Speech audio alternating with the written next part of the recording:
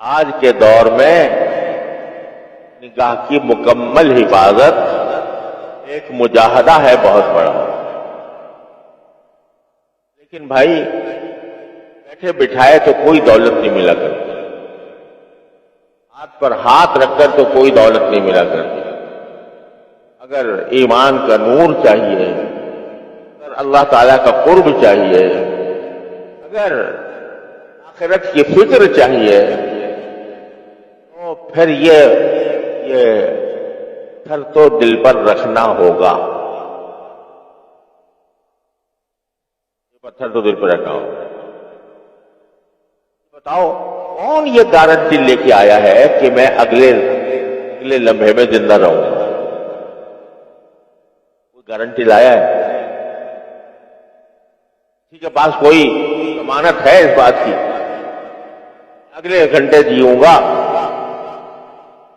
اگر ٹھیک اس وقت جب ہم اللہ بچائے اللہ جل جلالہ کی نافرمانی کر رہے ہیں، ٹھیک اسی وقت ہماری روح قبض کر لی جائے،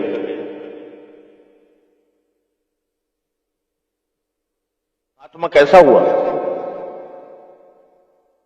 خاتمہ بالخیر مانگتے ہو کہ نہیں؟ اللہ ایمان پر خاتمہ پڑتا ہے. لیکن کیا گارنٹی ہے اس بات کی کہ جس وقت گناہ کر رہے ہو اس وقت میں تمہاری روح قبض نہیں کی جائے گی؟ اس وقت میں بلا لیا اللہ تعالیٰ نے، رنگے ہاتھوں چلے گئے. کیا حال ہوگا؟ رنگے ہاتھوں چلے گئے. کم از کم یہ دھیان تو پیدا کر.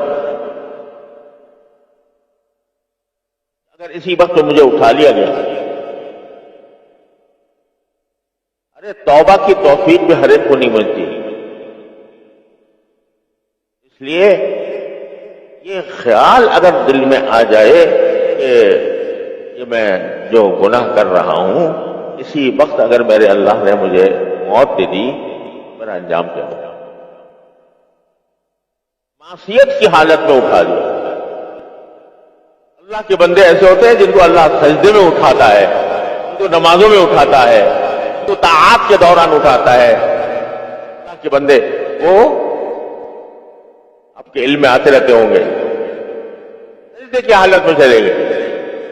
یعنی سجدہ جو بندے کے لیے اللہ تعالیٰ کے قرب کا سب سے بڑا ذریعہ ہوتا ہے، اس حالت میں